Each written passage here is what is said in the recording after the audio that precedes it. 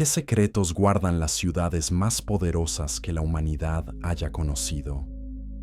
La Escritura nos recuerda que los reinos de este mundo son temporales, y Apocalipsis 21:2 nos muestra una ciudad eterna descendiendo del cielo.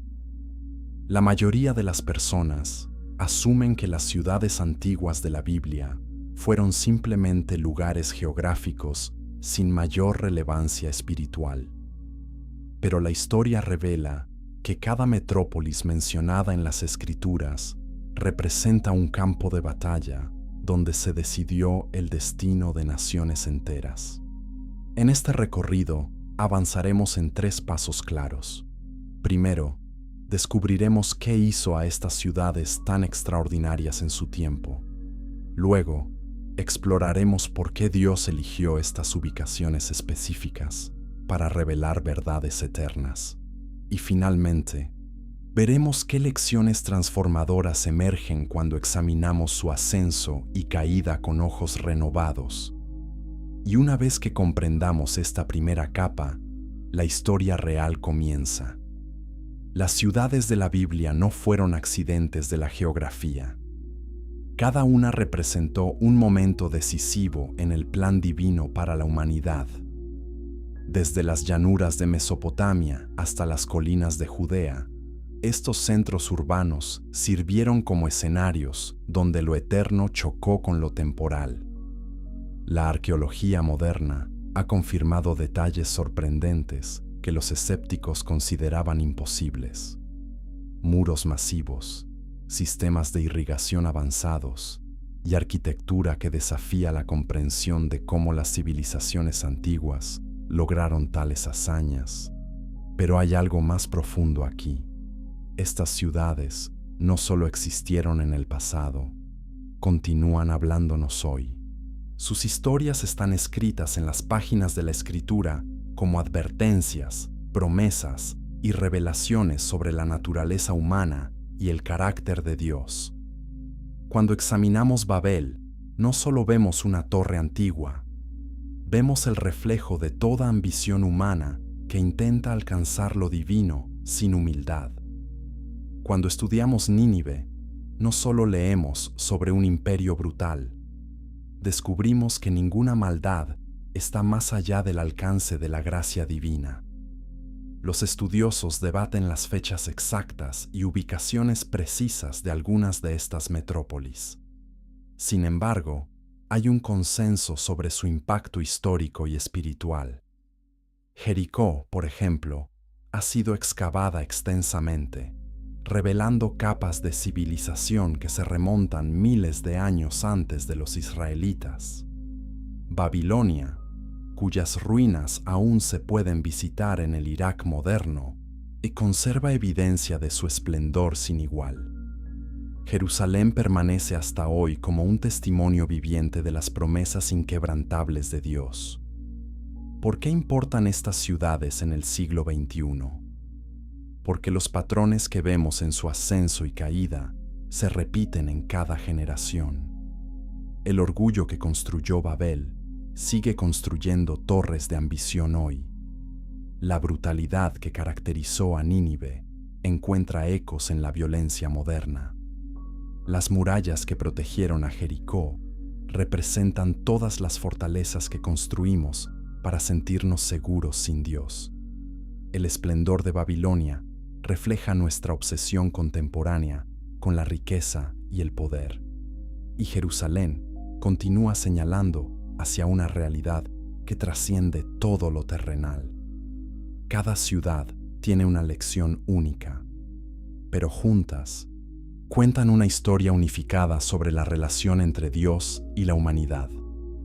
Es una narrativa de rebelión y redención, de juicio y misericordia, de orgullo y humildad. Es la historia de cómo Dios trabaja a través de la historia humana para revelar su carácter y cumplir sus propósitos eternos. Y es una historia que todavía no ha terminado. Los textos antiguos confirman que estas ciudades fueron centros de comercio, cultura y poder militar. Controlaban rutas comerciales vitales. albergaban poblaciones de cientos de miles en épocas cuando la mayoría vivía en aldeas pequeñas. Desarrollaron sistemas legales, religiosos y gubernamentales que influenciaron civilizaciones posteriores. Pero la escritura va más allá de los datos históricos.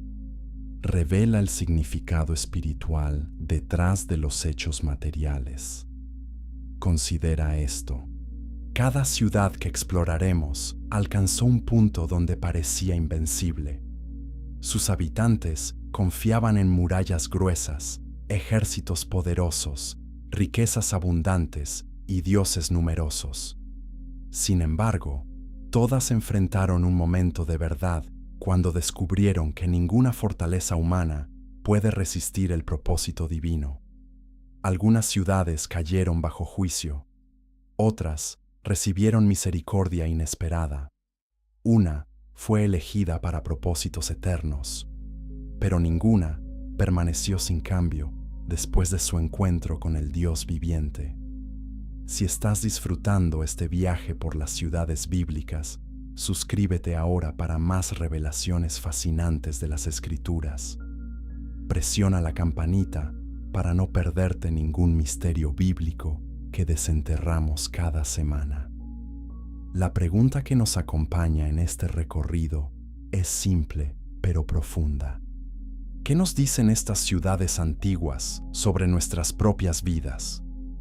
Porque no estudiamos historia solamente para conocer el pasado. Estudiamos el pasado para entender el presente y prepararnos para el futuro. Las mismas fuerzas que levantaron y derribaron estas metrópolis antiguas siguen operando hoy en nuestras ciudades, naciones y corazones individuales. Prepárate para descubrir verdades que cambiarán tu perspectiva sobre el poder, la seguridad, el éxito y el significado de la vida. Estas no son simplemente historias de ciudades muertas, son revelaciones vivientes sobre cómo funciona el universo bajo el gobierno de un Dios justo, misericordioso y soberano. Y lo que viene a continuación te sorprenderá profundamente. Capítulo 2. Babel. Cuando la ambición desafió al cielo. Génesis 11:4 registra las palabras que cambiarían el curso de la civilización humana. Los constructores de Babel declararon su intención de hacer un nombre para sí mismos y evitar ser dispersados por la tierra. Esta declaración revela algo perturbador sobre la naturaleza humana. Apenas generaciones después del diluvio que destruyó el mundo por su maldad, la humanidad ya estaba reuniéndose nuevamente en desafío directo a los mandatos divinos. La ubicación de Babel no fue accidental. Se encontraba en la llanura de Sinar, una región extraordinariamente fértil entre los ríos Tigris y Éufrates. Esta tierra permitía agricultura abundante sin gran esfuerzo. Los recursos estaban disponibles en cantidades generosas. El clima era favorable para grandes poblaciones. Todo parecía perfecto para el desarrollo humano sin necesidad de depender de la providencia divina. Y ahí radicaba precisamente el problema. Los arqueólogos han identificado múltiples sitios candidatos para la ubicación de Babel. Muchos señalan hacia las ruinas de antiguas Sigurat en Mesopotamia. Estas estructuras escalonadas servían como templos y observatorios astronómicos. La más famosa, la Sigurat de Ur, aún se mantiene parcialmente en pie después de miles de años. Imagina estructuras similares, pero aún más masivas, construidas con ladrillos cocidos y asfalto como mortero, exactamente como describe Génesis 11:3. Pero ¿qué motivó realmente este proyecto masivo de construcción? La respuesta va más allá de la simple arquitectura. Babel representaba un intento de crear unidad humana sin Dios. Era un esfuerzo por establecer seguridad a través del poder colectivo en lugar de la confianza en el Creador. Los habitantes querían un nombre, fama y permanencia que no dependiera de la gracia divina. querían alcanzar el cielo por sus propios medios. La torre misma simbolizaba algo más profundo que ladrillo y mortero. Representaba toda filosofía, sistema o ideología que intenta elevar al ser humano al nivel de lo divino, sin humildad ni reconocimiento de dependencia. Es el humanismo en su expresión más antigua. Es la creencia de que somos suficientes por nosotros mismos, que no necesitamos un Salvador, que podemos construir nuestro propio camino hacia la trascendencia. Dios observó este proyecto con una perspectiva que los constructores no podían imaginar. Génesis 11:6 registra una declaración fascinante. Dios reconoció que con un idioma unificado y propósito común, nada sería imposible para la humanidad. Esto no era un cumplido, era una advertencia sobre el potencial destructivo de la ambición humana sin límites morales o espirituales. La tecnología sin sabiduría, el poder sin carácter, la unidad sin verdad. La confusión de lenguas que siguió no fue crueldad arbitraria, fue misericordia preventiva. Dios dispersó a la humanidad antes de que pudieran alcanzar niveles de maldad y autodestrucción aún mayores que los que provocaron el diluvio. Al multiplicar los idiomas, Dios introdujo barreras naturales contra la concentración de poder absoluto en manos humanas corrompidas. Creó diversidad que haría más difícil la tiranía global. Considera las implicaciones modernas. Cada vez que una ideología política promete crear el paraíso en la tierra sin Dios, estamos viendo Babel resurgir. Cada vez que la tecnología se promociona como la salvación de todos los problemas humanos, escuchamos los ecos de aquellos constructores antiguos. Cada vez que confiamos en nuestras propias capacidades, sin reconocer nuestras limitaciones morales y espirituales, estamos apilando ladrillos en una torre que inevitablemente caerá. La historia no registra exactamente cómo se veía la torre cuando Dios intervino. No sabemos cuán alta se había elevado, pero sabemos esto: no importa cuán impresionante fuera su estructura, no podía alcanzar el cielo. La brecha entre lo humano y lo divino no puede cerrarse mediante esfuerzo arquitectónico. Ninguna escalera que construyamos puede elevarnos hasta el trono del Altísimo. Los nombres de los líderes que organizaron este proyecto no se preservaron en la Escritura. Buscaban fama eterna, pero se convirtieron en ejemplos anónimos de arrogancia. Mientras tanto, el nombre de Abraham, quien respondió al llamado de Dios con fe humilde, se recuerda y honra miles de años después. La ironía es profunda. Los que buscaron un nombre lo perdieron. El que confió en el nombre de Dios ganó renombre eterno. Algunos estudiosos conectan Babel con sistemas religiosos posteriores que caracterizaron a Babilonia. La adoración astral, la astrología y los cultos de misterio pueden haber tenido sus raíces en esta torre original diseñada para alcanzar los cielos.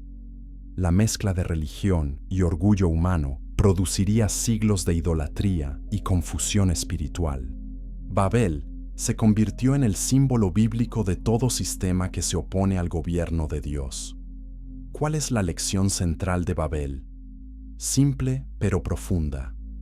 El camino hacia arriba comienza hacia abajo. La verdadera grandeza emerge de la humildad, no del orgullo. Queremos construir torres que nos eleven, pero Dios envía escaleras que descienden para alcanzarnos donde estamos. Queremos hacer nuestro propio nombre grande, pero Dios ofrece adoptarnos en su familia y darnos su nombre. Queremos unidad en nuestros términos, pero Dios ofrece unidad en su espíritu. Comparte este video con alguien que necesite entender la diferencia entre ambición piadosa y orgullo destructivo. Y déjanos un comentario con tu reflexión sobre Babel y su relevancia hoy. La torre nunca se completó. Los constructores se dispersaron. Pero la tentación de Babel permanece en cada generación. ¿Construiremos nuestras vidas sobre la roca de la obediencia a Dios o seguiremos apilando ladrillos de ambición humana que inevitablemente se derrumbarán? La respuesta a esa pregunta determinará no solo nuestro destino eterno, sino también la calidad de nuestro presente. Porque Babel nos enseña que el orgullo siempre precede a la caída, pero la humildad camina hacia la exaltación verdadera. Y lo que descubriremos sobre la siguiente ciudad hace que Babel parezca pequeña en comparación. Chapter 3. El enigma de Shinar y la dispersión. La llanura de Sinar, donde se construyó Babel, se convertiría en la cuna de múltiples civilizaciones poderosas. Esta región, conocida hoy como el sur de Irak, vio el surgimiento de los sumerios, acadios, babilonios y asirios. Cada una de estas culturas desarrolló avances impresionantes en escritura, matemáticas, astronomía y gobierno, pero todas compartían algo en común. Construyeron sobre la misma filosofía fundamental que motivó Babel. La dispersión de los pueblos desde Sinar no fue simplemente geográfica, fue también lingüística, cultural y espiritual. Génesis 10, conocido como la Tabla de las Naciones, rastrea cómo las diferentes familias se esparcieron por todo el mundo conocido. Los jafetitas se movieron hacia Europa y Asia Central. Los camitas poblaron África y partes del Medio Oriente. Los semitas permanecieron principalmente en Mesopotamia y eventualmente se expandieron hacia Canaán. Lo fascinante es que prácticamente todas las culturas antiguas tienen leyendas sobre una dispersión original o una época cuando todos hablaban el mismo idioma. Los relatos varían en detalles, pero el patrón común sugiere que Génesis 11 preserva memoria histórica real, no simple mitología. La diversidad lingüística humana, que desconcertó a los lingüistas durante siglos, encuentra una explicación coherente en el evento de Babel. Los idiomas humanos no evolucionaron gradualmente desde formas primitivas hasta complejidad moderna. Las lenguas más antiguas que podemos estudiar, como el sumerio, el acadio y el egipcio antiguo, ya eran sistemas gramaticales complejos y sofisticados. Esta observación apoya la idea de que los idiomas surgieron repentinamente con características completas, exactamente como sugiere el relato de Babel. Ninguna teoría naturalista explica satisfactoriamente esta evidencia, pero la dispersión tuvo propósitos más profundos que simplemente detener un proyecto de construcción. Dios estaba preparando el escenario para la siguiente fase de su plan redentor. De entre estas naciones dispersas, llamaría a Abraham. De los descendientes de Abraham vendría Israel, y de Israel vendría el Mesías que revertiría la maldición de Babel en Pentecostés, cuando el Espíritu Santo permitió que el Evangelio fuera proclamado en todos los idiomas simultáneamente. La conexión entre Babel y Pentecostés es profunda. En Babel, Dios dividió idiomas para prevenir unidad en maldad.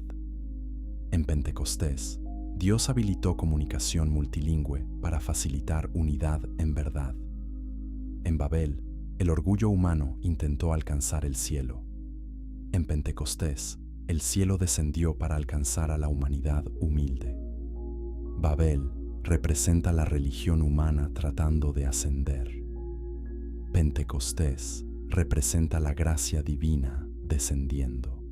Los estudiosos debaten si Babel fue un evento único o un proceso gradual.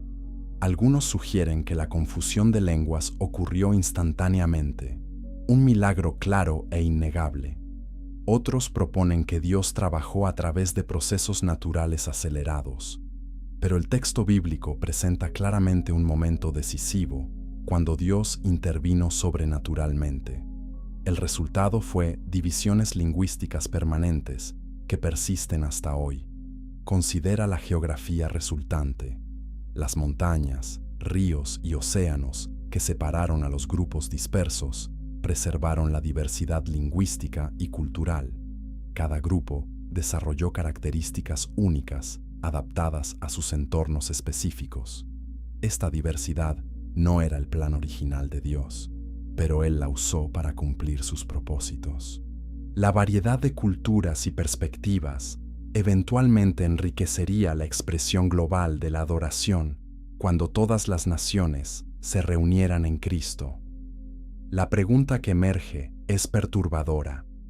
Estamos viendo intentos modernos de revertir Babel sin Cristo. La globalización, los idiomas construidos artificialmente y los proyectos de gobierno mundial reflejan el mismo impulso que motivó a los constructores originales. Queremos unidad, pero ¿será unidad en verdad o simplemente uniformidad forzada? ¿Será comunidad centrada en Dios o colectivismo centrado en el poder humano? La tecnología moderna hace posible comunicación instantánea entre todos los idiomas. Las aplicaciones de traducción están eliminando barreras lingüísticas.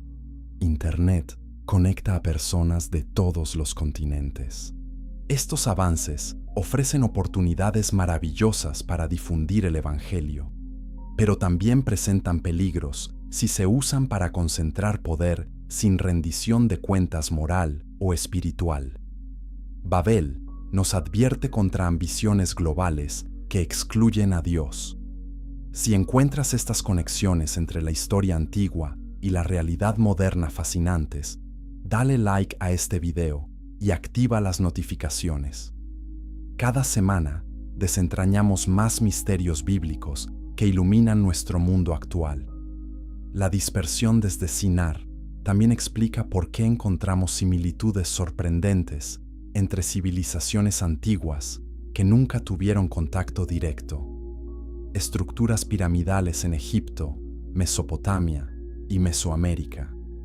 Leyendas de diluvios globales en culturas de todos los continentes.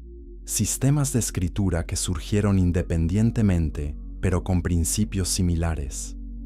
Estas conexiones sugieren una herencia común, una memoria cultural compartida desde antes de la dispersión. Algunos investigadores han intentado reconstruir el idioma original pre-Babel. Estos esfuerzos son especulativos, pero revelan patrones intrigantes.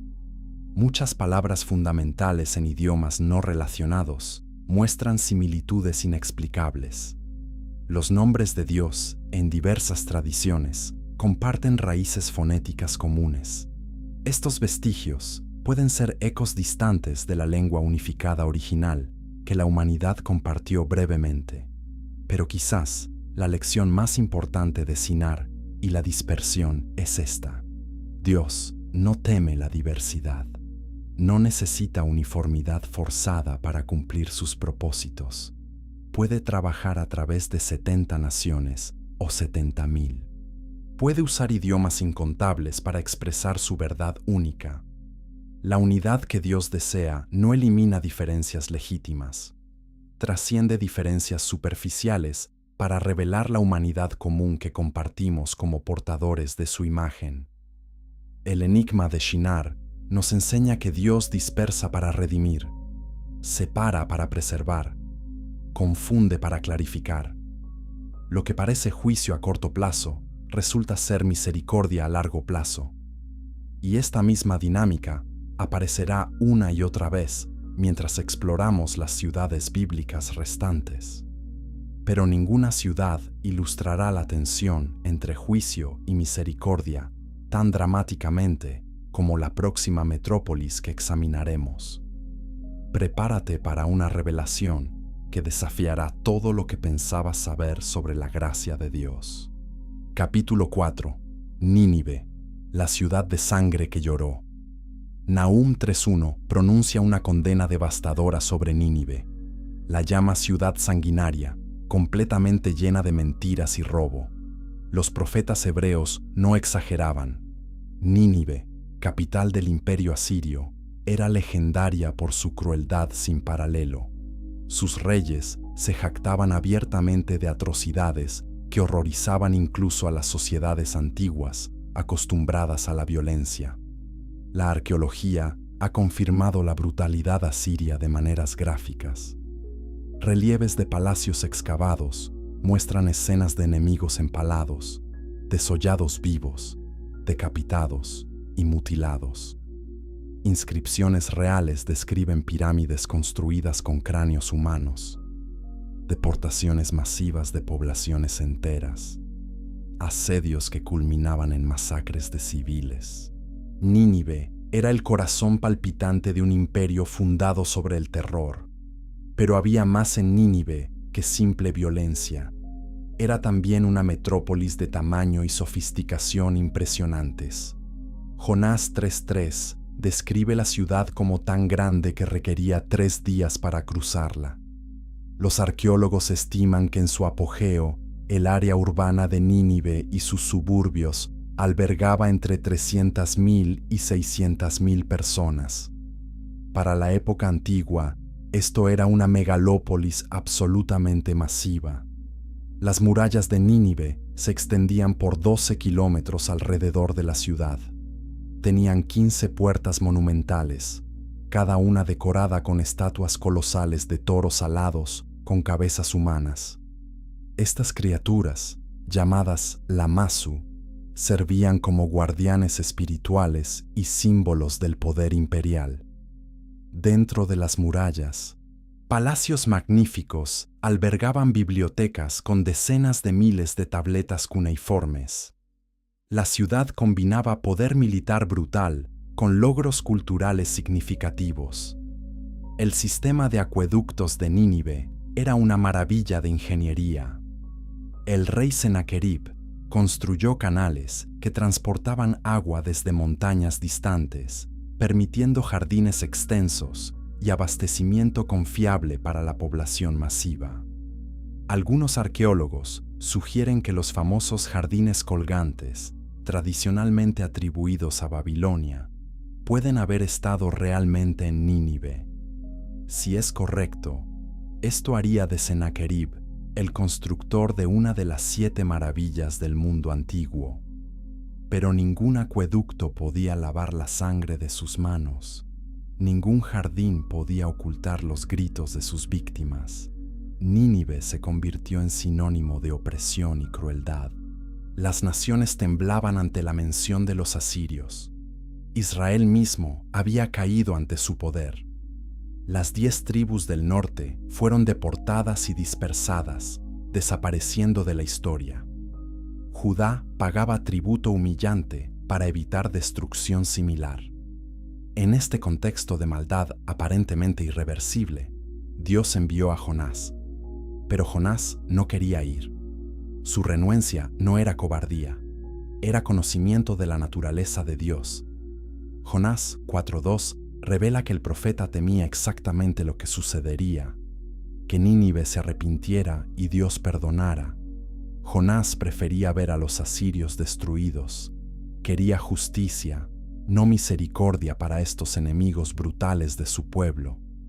La historia de Jonás es familiar, pero a menudo se malinterpreta. No es principalmente sobre un pez grande, es sobre un Dios más grande. Un Dios cuya compasión se extiende incluso a aquellos que parecen no merecerla absolutamente. Un Dios que desea que todos se arrepientan, no solo los que consideramos dignos. Un Dios cuya definición de misericordia es infinitamente más amplia que nuestras categorías limitadas. Cuando Jonás finalmente llegó a Nínive y predicó el mensaje más simple jamás registrado, sucedió algo extraordinario.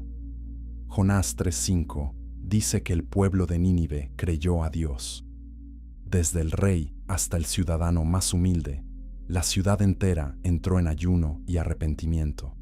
Se vistieron de cilicio, se sentaron en cenizas, clamaron a Dios con intensidad desesperada, esperando que quizás Él se volviera de su ira ardiente. ¿Qué causó esta respuesta masiva? El texto no lo explica completamente.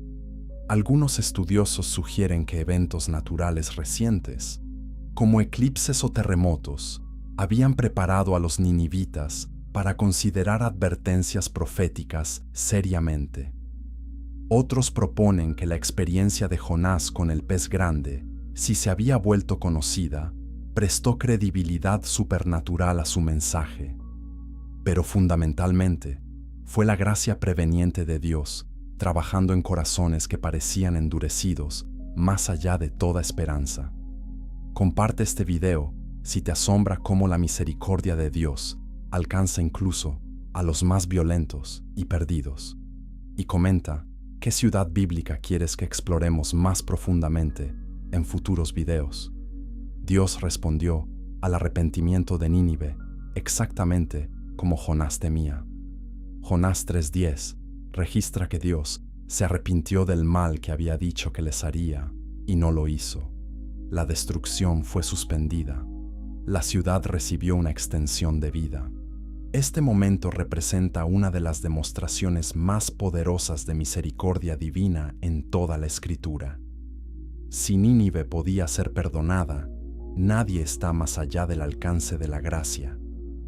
Pero la historia no termina ahí. Nahum, escrito aproximadamente un siglo después de Jonás, profetiza la destrucción definitiva de Nínive. El arrepentimiento no fue permanente. Generaciones posteriores volvieron a su violencia característica.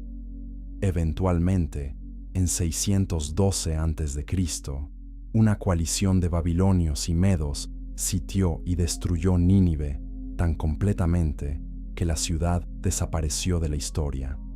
Durante siglos, los escépticos dudaron que Nínive hubiera existido. Solo en el siglo XIX, excavaciones arqueológicas redescubrieron sus ruinas enterradas. La doble historia de Nínive, arrepentimiento temporal seguido de destrucción final, enseña verdades sobrias. La misericordia de Dios está disponible para todos, pero no es automática ni incondicional a perpetuidad. El arrepentimiento debe ser genuino y sostenido. Una generación puede arrepentirse mientras la siguiente vuelve a la maldad. Cada generación enfrenta su propia elección entre vida y muerte, bendición y maldición. Nínive nos confronta con preguntas incómodas. ¿Hay personas o grupos que consideramos más allá de la redención?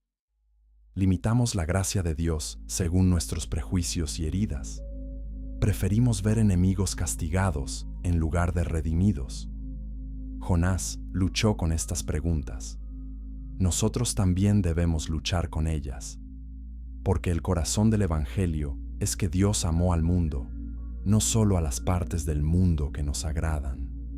La ciudad de sangre lloró y fue perdonada temporalmente. Pero cuando sus lágrimas se secaron y su corazón se endureció nuevamente, el juicio cayó sin escape. Esta narrativa nos recuerda que la paciencia de Dios, aunque extraordinaria, tiene límites. Habrá un día cuando la oportunidad de arrepentimiento expire. Nínive recibió una advertencia, respondió y fue salvada, luego olvidó y fue destruida.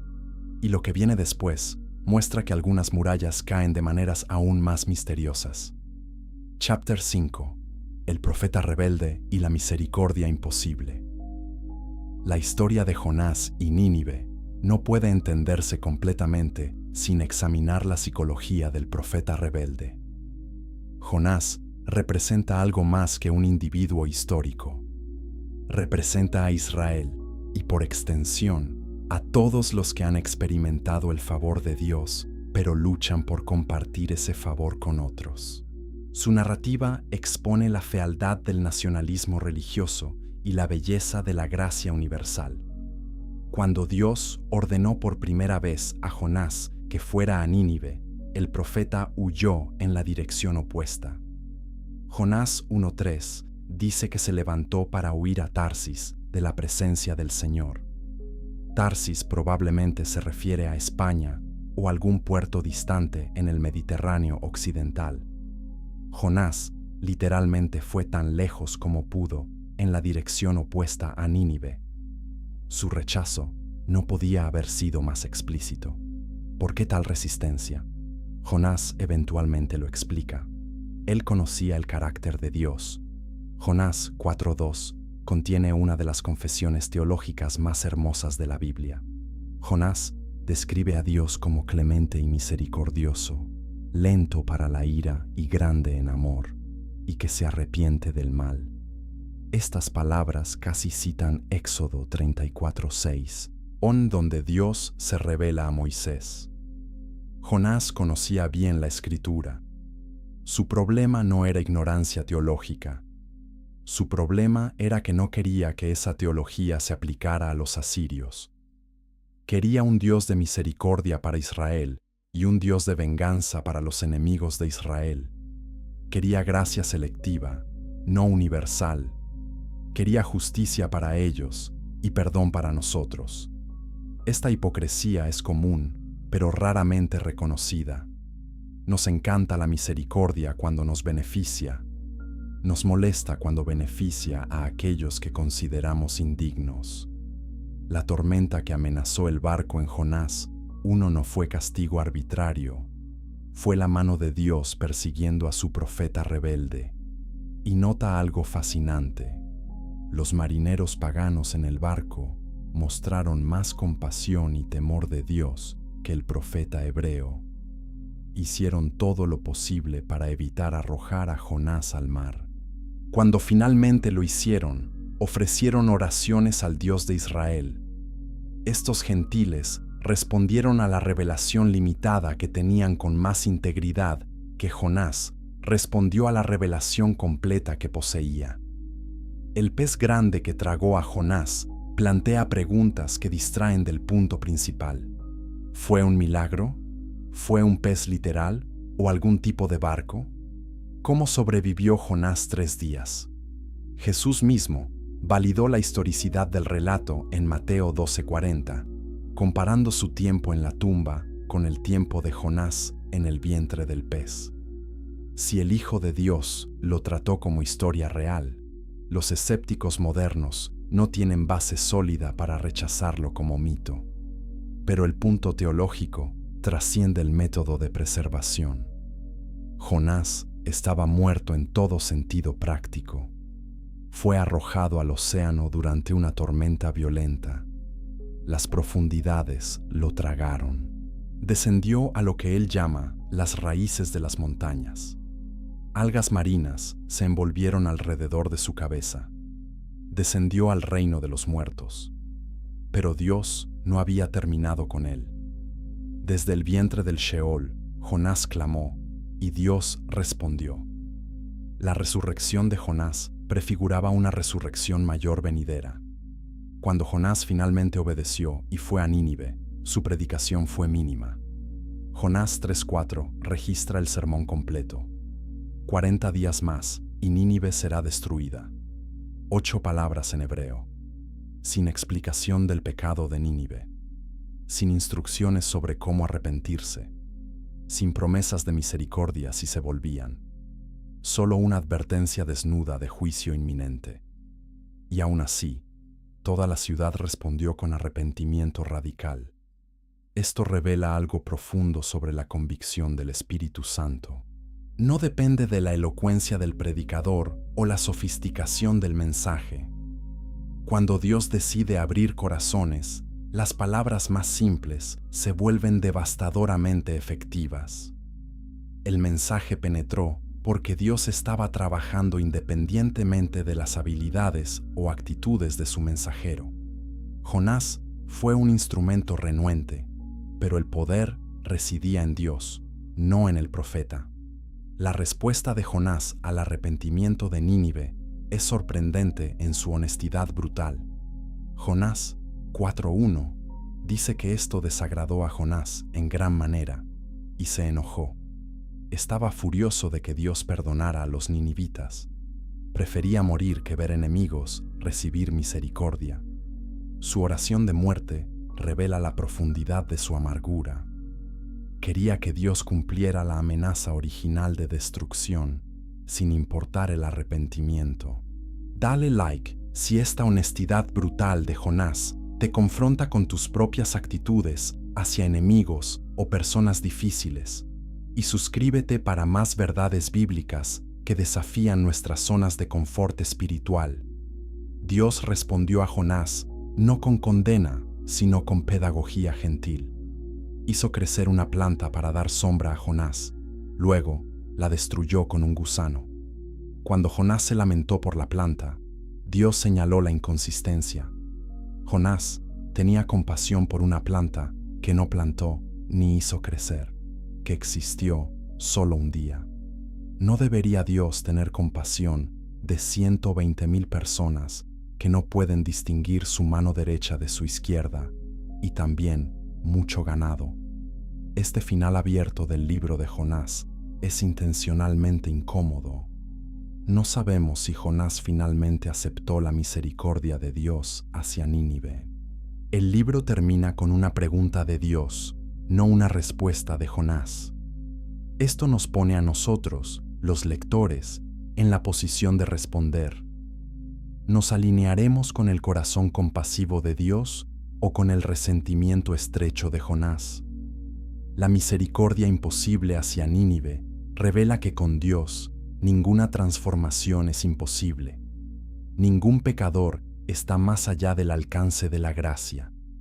Ninguna ciudad está tan corrompida que no pueda arrepentirse. Pero también revela nuestra tendencia a limitar el amor de Dios según nuestras preferencias y prejuicios. El libro de Jonás es un espejo que refleja tanto la misericordia ilimitada de Dios como nuestra mezquindad limitada. Nínive recibió una segunda oportunidad que no merecía. Esa segunda oportunidad llevó a arrepentimiento temporal y preservación. Pero eventualmente, la ciudad volvió a sus caminos antiguos y enfrentó destrucción final. Mientras tanto, otra ciudad enfrentaría un tipo diferente de imposibilidad. No la imposibilidad de la misericordia, sino la imposibilidad de murallas inquebrantables, cayendo sin golpe humano. Y esa historia viene después. Chapter 6. Jericó. Las murallas que no pudieron resistir. Josué 6:1 establece la situación imposible que enfrentaban los israelitas. Jericó estaba herméticamente cerrada a causa de los hijos de Israel. Nadie salía ni entraba. La ciudad se había sellado completamente, confiando en sus defensas masivas para resistir cualquier asedio. Y esas defensas eran formidables según cualquier estándar antiguo. La arqueología ha confirmado que las murallas de Jericó eran extraordinariamente gruesas y altas. Las excavaciones en Tel es-Sultán, identificado como la antigua Jericó, revelan un sistema de doble muralla. Un muro exterior de aproximadamente 2 metros de espesor y otro muro interior de 4 metros de espesor. La distancia entre estos muros era de aproximadamente 4 metros, creando un espacio donde algunas casas se construyeron, incluyendo posiblemente la casa de Rahab, según Josué 2:15. La altura de estas murallas pudo haber alcanzado 8 metros o más. Para atacantes sin tecnología de asedio avanzada, era una barrera impenetrable. Jericó no solo era fuerte, era antigua. Las capas arqueológicas revelan ocupación continua que se remonta al período neolítico, hace más de 10,000 años. Esto hace de Jericó posiblemente la ciudad continuamente habitada más antigua del mundo. Para el tiempo que Israel llegó, había existido por milenios. Sus habitantes habían visto imperios ascender y caer. Habían resistido innumerables amenazas. Tenían razones para confiar en sus murallas, pero confiaban en lo incorrecto. Josué 6:2 registra la promesa de Dios antes de cualquier acción militar. Mira, Yo he entregado en tu mano a Jericó y a su rey, con sus valientes guerreros. Nota el tiempo verbal. No entregaré en futuro. He entregado en pasado perfecto.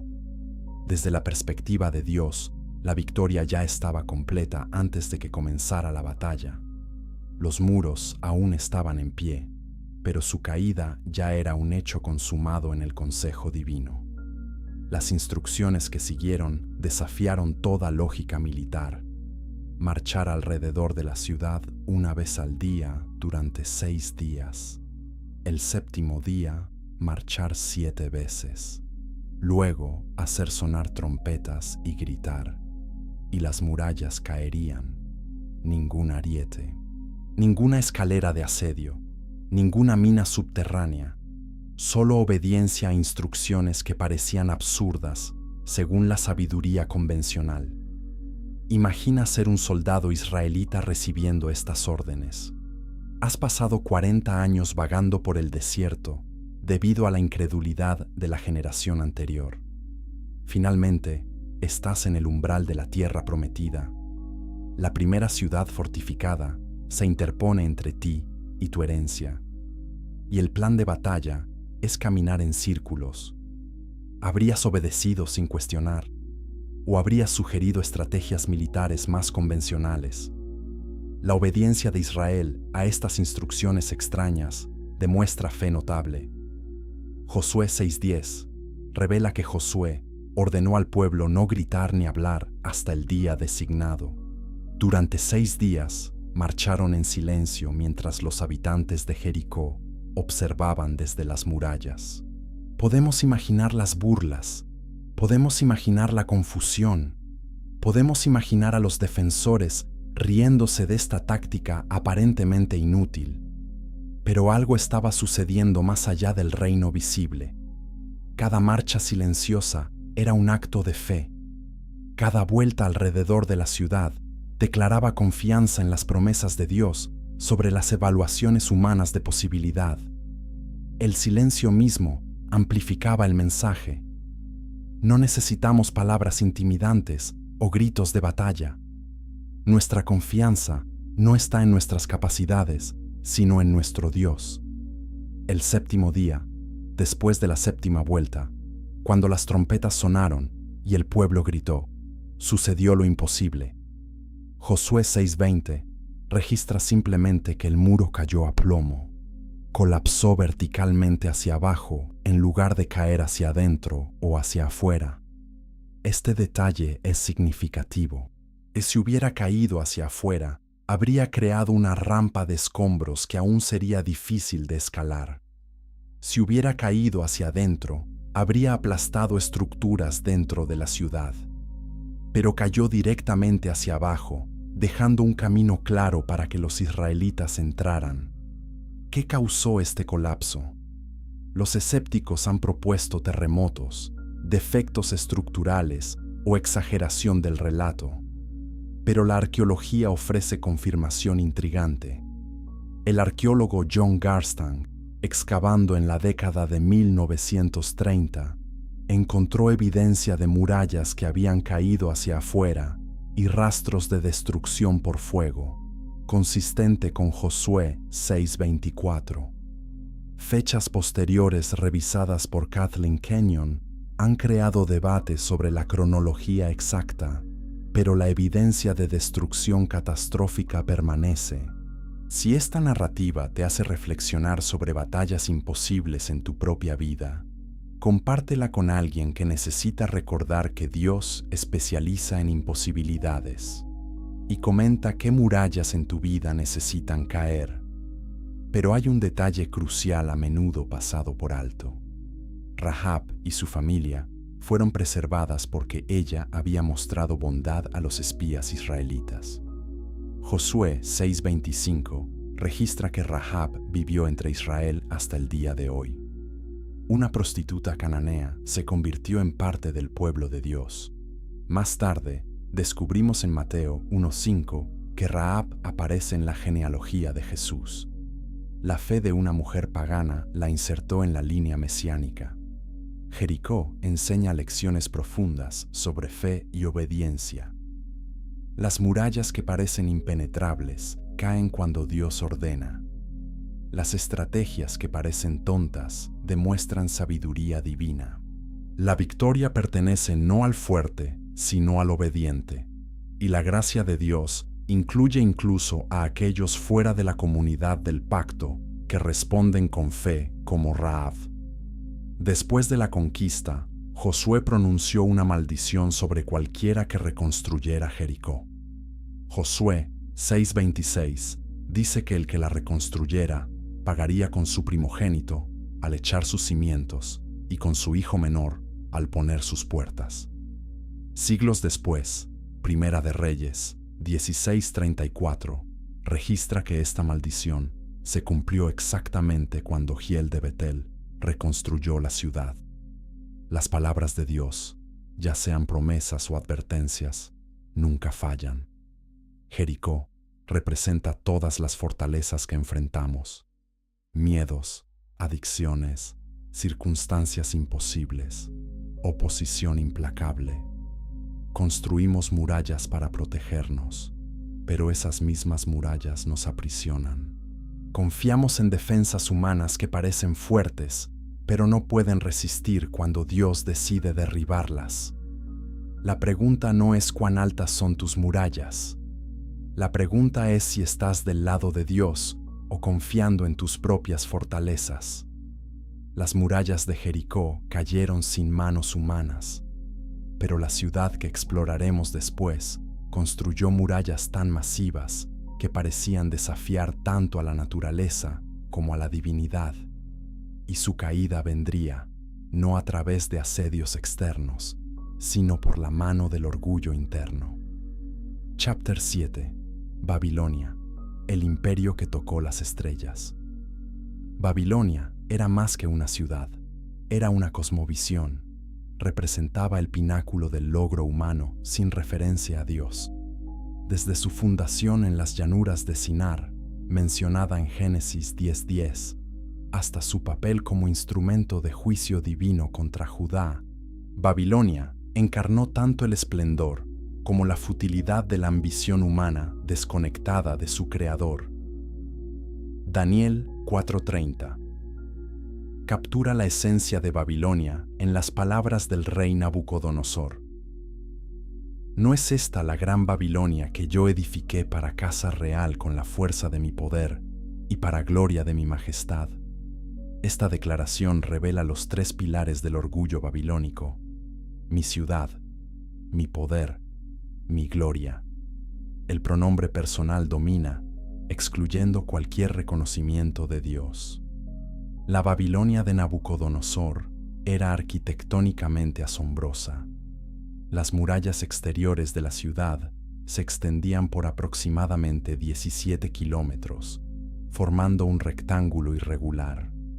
Heródoto, el historiador griego que visitó las ruinas, describió murallas de 80 metros de altura y 30 metros de espesor, aunque estas cifras pueden ser exageradas. Aún así, excavaciones modernas confirman fortificaciones masivas que hacían de Babilonia la ciudad más defendida del mundo antiguo. La Puerta de Ishtar, reconstruida en el Museo Pergamon de Berlín a partir de materiales excavados, da una idea del esplendor artístico de Babilonia. Azulejos de cerámica vidriada en azul brillante, decorados con dragones y toros en relieve. Esta era solo una de 8 puertas monumentales. La procesión, que pasaba por la Puerta de Ishtar, estaba flanqueada por muros decorados con 120 leones de ladrillo esmaltado. Cada festival religioso se convertía en un despliegue de poder imperial y sofisticación artística. El palacio de Nabucodonosor cubría un área inmensa con salas de trono, jardines y viviendas para administración gubernamental. Los registros cuneiformes descubiertos en las ruinas revelan una burocracia sofisticada que administraba un imperio extenso. Babilonia no era simplemente fuerte militarmente, era el centro administrativo, comercial, cultural y religioso de Mesopotamia. El templo de Marduk, llamado Esagila, dominaba el paisaje religioso. Junto a él se levantaba el Sigurat Etemenanki, que significa casa de la fundación del cielo y la tierra. Esta estructura escalonada, posiblemente el modelo original de la Torre de Babel, alcanzaba aproximadamente 90 metros de altura. Representaba la conexión entre los reinos terrenal y celestial, con Marduk como el dios supremo mediando entre ambos. Pero toda esta magnificencia no podía ocultar el propósito para el cual Dios había levantado a Babilonia. Jeremías 25:9 revela que Dios mismo llamó a Nabucodonosor mi siervo. Babilonia fue el instrumento elegido por Dios para juzgar a Judá por siglos de idolatría y desobediencia. En 586 a.C., los ejércitos babilónicos destruyeron Jerusalén, quemaron el templo y deportaron a la élite judía a Babilonia. Este exilio babilónico duró 70 años, exactamente como Jeremías había profetizado. Durante este período, los judíos enfrentaron la prueba más severa de su identidad. ¿Podrían mantener su fe en el Dios de Israel mientras vivían en el corazón del imperio que adoraba a Marduk? ¿Sobreviviría su identidad cultural lejos de la tierra prometida y el templo destruido? La respuesta sería decisiva para el futuro del judaísmo. Daniel y sus compañeros ejemplificaron fidelidad bajo presión extrema. Rechazaron la comida del rey. Se negaron a adorar la imagen de oro. Mantuvieron sus prácticas de oración a pesar de decretos reales prohibiéndolas. Su valentía no era imprudencia, era confianza en que el Dios de Israel gobernaba sobre todos los imperios, incluso Babilonia en el apogeo de su poder. Suscríbete ahora si quieres descubrir más sobre cómo los exiliados judíos mantuvieron su fe en contextos hostiles, lecciones cruciales para creyentes hoy viviendo en culturas seculares o antagonistas. La confrontación entre Daniel y Nabucodonosor en Daniel 4 revela la tensión central. Nabucodonosor tuvo un sueño profético de un árbol enorme cortado, dejando solo un tocón. Daniel interpretó el sueño como advertencia. El rey sería humillado, perdería su razón, viviría como animal hasta que reconociera que el Altísimo gobierna el reino de los hombres y lo da a quien él quiere. 12 meses después, mientras Nabucodonosor caminaba por el palacio real admirando su ciudad, el juicio cayó inmediatamente. Daniel 4:33 registra que fue expulsado de entre los hombres. Comió hierba como el ganado, su cuerpo se mojó con el rocío del cielo, hasta que su cabello creció como plumas de águila y sus uñas como garras de ave. Esta condición, posiblemente una forma de locura llamada lycanthropy o boanthropy, duró 7 tiempos, probablemente 7 años. Cuando finalmente Nabucodonosor alzó sus ojos al cielo, su razón regresó. Daniel 4:34-37 contiene una de las confesiones más notables en la Escritura. Un rey pagano, adorando al Dios de Israel, reconociendo que todas sus obras son verdad y sus caminos justicia, y que puede humillar a los que andan con soberbia. Esta confesión transformó a Nabucodonosor de orgulloso constructor de imperios a adorador humilde del Dios verdadero. Pero la historia de Babilonia no terminó con Nabucodonosor. Su nieto Belsasar repetiría el patrón de orgullo sin aprender las lecciones del pasado. Y la ciudad que parecía eterna enfrentaría su noche final de una manera que nadie anticipaba. Los jardines colgantes y las murallas masivas no podrían salvarla cuando Dios decidiera que su tiempo había terminado. Y esa historia final de Babilonia nos espera adelante. Chapter 8. Los jardines colgantes y el orgullo fatal. Los jardines colgantes de Babilonia han capturado la imaginación humana durante milenios. Listados entre las 7 maravillas del mundo antiguo, estos jardines supuestamente presentaban terrazas elevadas, cubiertas con árboles, arbustos y flores exóticas.